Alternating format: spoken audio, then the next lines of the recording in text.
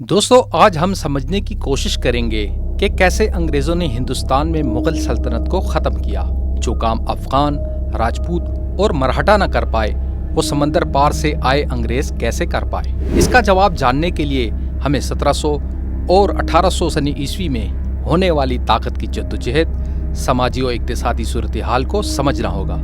और इसको जानने के लिए हमें अंग्रेजों के उन 4 असूलों को सामने रखना होगा जो उन्होंने जाने या अनजाने में अपनाए।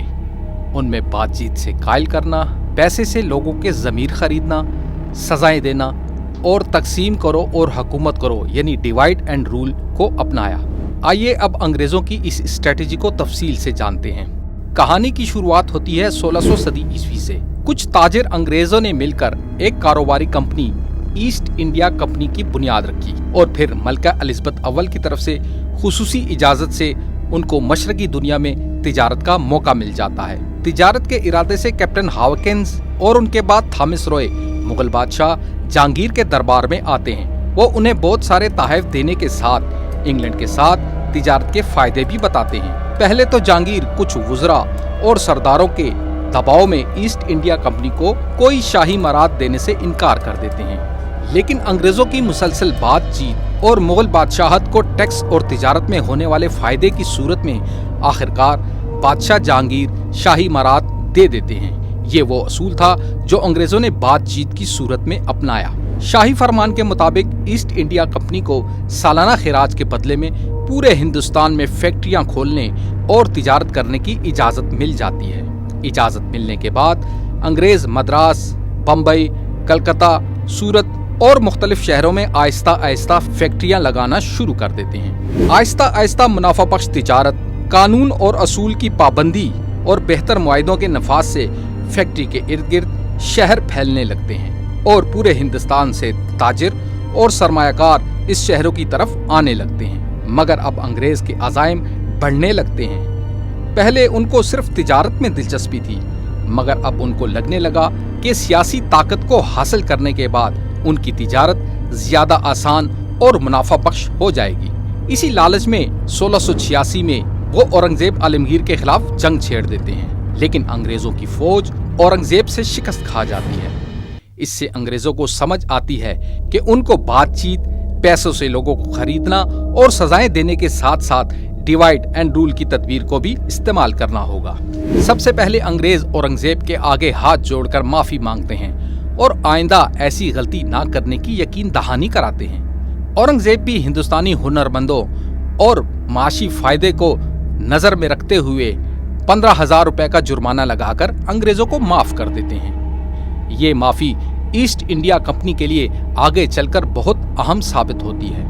1707 सने ईस्वी में औरंगजेब के मरने के बाद महल्लाती साजिशें शुरू हो जाती हैं और कई कमजोर हुक्मरानों के गद्दी संभालने की वजह से मुगल सल्तनत कमजोर पड़ने लगती है, जिसका बराह रास्त फायदा अंग्रेजों को होता है। आइए देखते हैं अंग्रेजों ने इन महल्लाती साजिशों और कमजोरियों का कैसे फायदा उठाया।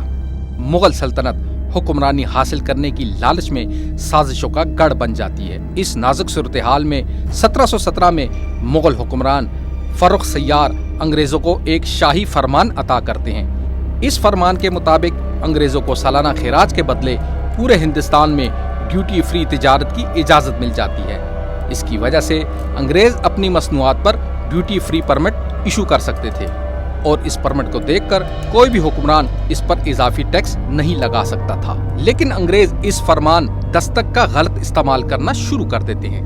ये देखकर बंगाल के नवाब अंग्रेजों को दस्तक के गलत इस्तेमाल से रोक देते हैं और बंगाल में बनी फैक्ट्रियों की किलाबंदी से भी रोक देते हैं। इसी दौरान ईरान के बादशाह नादिर शाह ईरान को बदहाली से निकालने के लिए 1731 में हिंदुस्तान पर हमला कर देता है। उस वक्त के हुक्मरान मोहम्मद शाह इस हमले के लिए तैयार नहीं थे। मुगल सल्तनत में चलने वाली महल्लाती साजिशों की वजह से नादिर शाह बहुत आसानी से दिल्ली तक पहुंच जाते हैं और 70 करोड़ का खजाना, कोहिनूर हीरा और मोर का तख्त लेकर वापस ईरान चले जाते हैं। इस हमले से मुगल सल्तनत के वकार को बहुत बड़ा धचका लगता है। इससे दक्कन के मराठों और बंगाल में अंग्रेजों को नफसियाती तौर पर फायदा हासिल होता है। मगर इन दोनों ताकतों को पता था कि मुगल सल्तनत को बजोर ताकत खत्म करना मुश्किल होगा, क्योंकि मुगल सल्तनत भले ही कमजोर हो मगर हिंदुस्तान के सियासी इस्तेहकाम की निशानी थी। बंगाल, हैदराबाद, मराठा या अंग्रेज कोई भी हो, सभी मुगल की हुक्मरानी को तस्लीम करते थे, जिससे उनकी रियासतों को कानूनी हैसियत मिलती थी। अपनी कानूनी हैसियत बनाए रखने के लिए सबसे पहले अंग्रेज बंगाल के ताकतवर नवाब को रास्ते से हटाने का मंसूबा बनाते हैं, लेकिन अंग्रेज अभी इतने ताकतवर नहीं थे कि वो बंगाल के नवाब सिराजुद्दौला को ललकार सके। इसलिए वो डिवाइड एंड रूल पॉलिसी अपनाते हैं। आइए देखते हैं उन्होंने इसको किस तरह इस्तेमाल किया। सबसे पहले अंग्रेजों ने बंगाल के सिपा सलार मीर जाफर को बंगाल के बहुत बड़े सेठ जगत सेठ की मदद से अपने साथ मिला लिया और 1757 में जंगे प्लासी को आसानी से जीतने के बाद मीर जाफर को कठपुतली नवाब बना देते हैं। दूसरी तरफ 1757 में मराठा शाह आलम दोयम से मिलकर उनको तहफ़्फ़ुज़ देने की पेशकश करते हैं। अब मुगल हुक्मरानों के सारे मसाइल मराठा के मसाइल थे। नादर शाह के मरने के बाद उसका सिपा सालार अहमद शाह अब्दाली हिंदुस्तान पर हमले के लिए आने वाला था।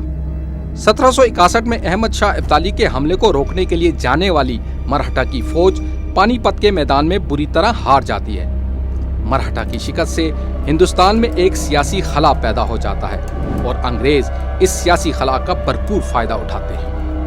1764 में होने वाली बक्सर की लड़ाई में अंग्रेज बंगाल के नवाब मीर कासिम, शाह आलम दोयम और शुजाउद्दौला की मुश्तरका फौज को शिकस्त दे देते हैं। जीत के बाद अंग्रेजों से होने वाले मुआहिदा इलाहाबाद में मुगलों से बंगाल, बिहार, उड़ीसा की आमदन के हकूक हासिल कर लेते हैं। 1767 में मराठा, मैसूर और हैदराबाद मिलकर अंग्रेजों से निजात हासिल करने की आखिरी कोशिश करते हैं, लेकिन अंग्रेज डिवाइड एंड रूल को इस्तेमाल करने के माहिर हो चुके होते हैं। सबसे पहले वो मराठा सरदारों में अंदरूनी तौर पर होने वाली हुक्मरानी की कशमकश से फायदा उठाकर यके बाद दीगरे उनके साथ जंगों में ग्वालियर, नागपुर, आंध्रे को तकसीम कर देते हैं। कुछ से दोस्ती और कुछ से दुश्मनी करते हुए अलग अलग लड़ाइयों में मरहठों की ताकत को खत्म कर देते हैं। धीरे धीरे सिंधिया मरहटे लॉर्ड वेस्ली के मातहत इत्तेहाद कर लेते हैं, जिसके तहत अंग्रेज मरहटों को सालाना खैराज के बदले में बैरूनी खतरों से निपटने के लिए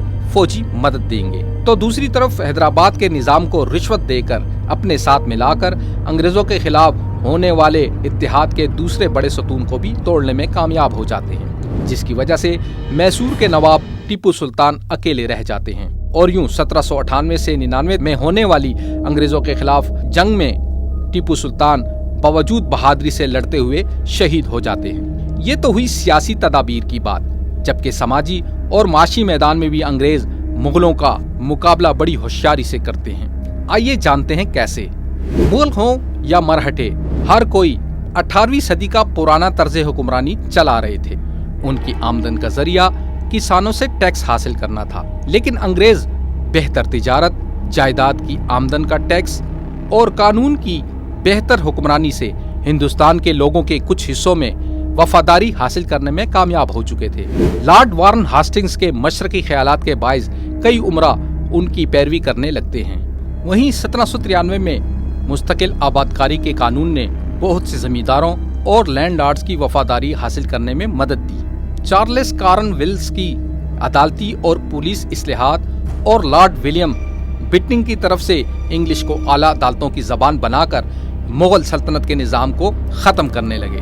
1856 में अंग्रेज़ों की तरफ से तालीमी समाजी इस्लाहात करने के बाइस बहुत सारे दानिश्वर और समाजी रहनुमा उनके हामी बन जाते हैं। 1857 की जंग आज़ादी के आते आते कुछ रियासतों के नवाब, हिंदुस्तान की अमीर तबके के लोग, जिम्मेदार और बरतानवी फौज में भर्ती हिंदुस्तानी सिपाही अंग्रेज़ों की ढाल बन जाते हैं।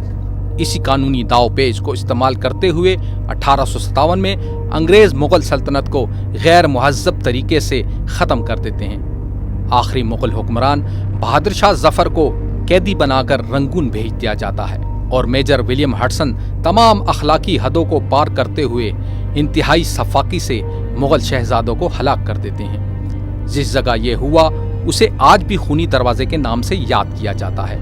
आइए अब इस वीडियो को आखिर में समराइज करते हैं।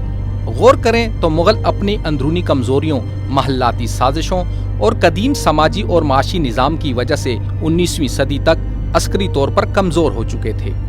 لیکن انگریز بہت تیزی سے اپنے نو آبادیاتی نظام کو قانونی بنانے کے لیے مغل سلطنت کو سیاسی محاذ کے طور پر استعمال کرتے جا رہے تھے، اور پھر ایک بہتر سماجی اور سیاسی بنیاد حاصل کرنے کے بعد 1858 میں ملکہ وکٹوریہ کی طرف سے انڈین ایکٹ کے تحت مغل سلطنت کو ختم کر دیا گیا۔